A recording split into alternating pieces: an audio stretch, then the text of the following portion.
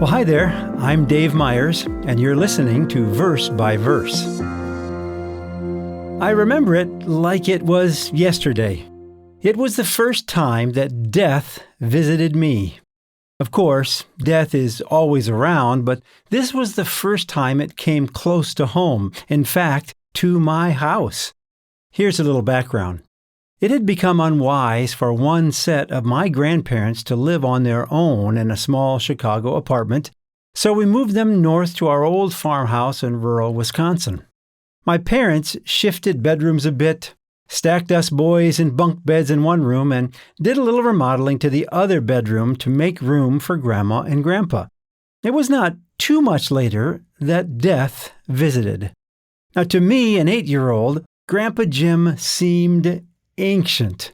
But he loved us and we loved him. So it was quite a shock when Grandma frantically called for help that day because, as you might have guessed, Grandpa had collapsed and died. After the tumult of first trying to help, then recognizing the obvious, then the ambulance taking Grandpa away, I remember going into our little clothes closet in the bedroom, closing the door behind me, and just weeping.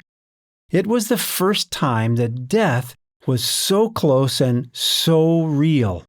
I needed and wanted comfort. I remember my mother finding me there and wrapping her arms around me, just what a little boy needed at that moment. Our verse for today is Matthew 5 in verse 4. Blessed are those who mourn, for they shall be comforted. Christ gave this promise at the very beginning of the familiar Sermon on the Mount, in which Jesus taught what many considered to be the essence of Christianity. In that message, Jesus first taught that the humble would be blessed, but the second was the promise that those who mourn would be comforted. It seems that there is nothing more valuable when we are mourning or grieving or in pain, whether emotionally or physically, than to have a compassionate person comfort us. An arm around the shoulder, a smile, a note of sympathy, words of support. Each of these things brings comfort because it says, I care for you and you're not alone. Of course, mourning can be a benefit to us because it sobers us, it makes us more introspective and possibly more appreciative of the good times in our lives, and certainly there's nothing like mourning ourselves to help us understand how others, when they come to their time of mourning, how they actually feel.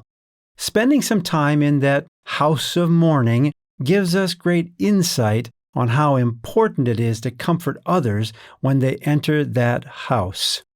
So first, we look to God for real comfort. Knowledge of His plan, knowledge of His purpose puts life in perspective, and that itself is truly comforting. Light from God shines through the fog that mourning usually brings, and brightens us once again. God often brightens us by the comfort He gives to us through others.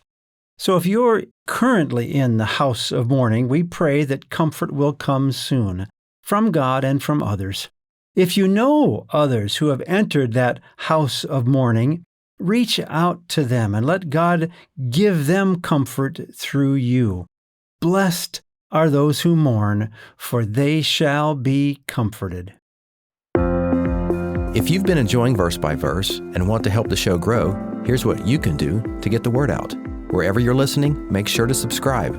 If you're on a platform that accepts reviews and ratings, those can both make a big difference in helping other people find us. Verse by Verse is a Life, Hope, and Truth podcast.